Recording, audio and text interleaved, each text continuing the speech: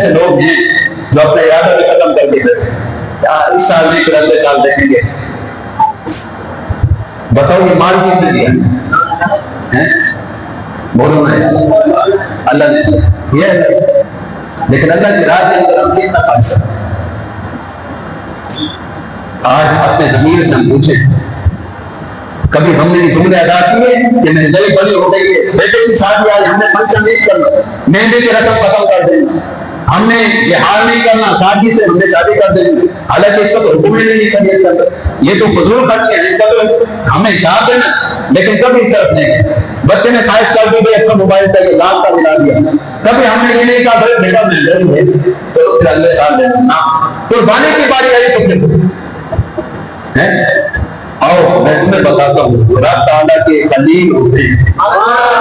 اللہ ان سے امتحان کیسے لیتا ہے، امتحان کیسے لیتا ہے. وَاتَّخَذَ اللَّهُ إِبْرَاهِيمَ خَلِيلًا، یہ قرآن پاک ہے تم مبالغہ ہے کہ رب نے فرمایا کہ میں نے ابراہیم کو اپنا خلیل بنا دیا. بولو سبحان اللہ. فرشتوں نے عرض کی کہ مولا تو نے اسے بادشاہت دی، اسے تو نے جو ہے مال دیا ہے، وہ تو دوست بنے گا ہی بنے گا. تو رب نے فرمایا جاؤ پھر میرے خلیل کو آزما دو. فرشتہ زمین پر اترا، حضرت ابراہیم جانوروں کے لیول بکریاں موجود ہیں، گائے موجود ہیں، بھیڑ بکریاں ہیں، ان کو لے کر جو ہے چرا رہے ہیں، غلام کے ساتھ. تو کہتے ہیں ایک وادی سے نا سبحان اللہ والحمد للہ ولا الہ الا اللہ واللہ اکبر، یہ وظیفہ حضرت ابراہیم کو ملا تھا. اور حضرت ابراہیم نے حضور کو یہ تحفے میں دیا وقت معراج کے رات، اور حضور نے یہ تحفہ خود نہیں رکھا بلکہ امت کو دے دیا. اور میں جب بھی کوئی مشکل وقت آئے تو پھر یہ تصدیق پڑھ لیا کرو، اللہ اس کی برکت سے ساری مشکلیں دور کر دے. اور جب آواز آئی نا تو حضرت ابراہیم قریب گئے تو آواز بند ہو گئی. تو فرمایا یہ نورانی چہرے والے ابھی تو اللہ کا ذکر کر رہا تھا، میرا دل کرتا ہے میں دوبارہ سنوں. تو سنانا کہا کہ اب ایسے نہیں، پیسے نہ دیجیے. کیا لینا چاہتا ہے؟ فرمایا یہ بکریوں کو سارا ریوڑ دے دو. بولو نا یار، تم نہیں دینا سبحان اللہ تو دے دو، بکریوں کو سارا ریوڑ دے لو. پھر ریوڑ دے دیا، پھر انہوں نے ذکر سنانا شروع کیا. تھوڑی دیر گزری پھر چپ ہو گئے.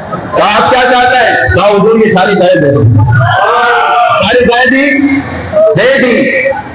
پھر چپ ہو گیا. آپ کیا چاہتا ہے؟ حضور یہ اونٹ دے دو. سارے اونٹ بھی دے دیا، کچھ نہیں بچا، سب کچھ اللہ کی راہ کے اندر اللہ کے نام پر قربان کر دیا، اللہ کے نام پر.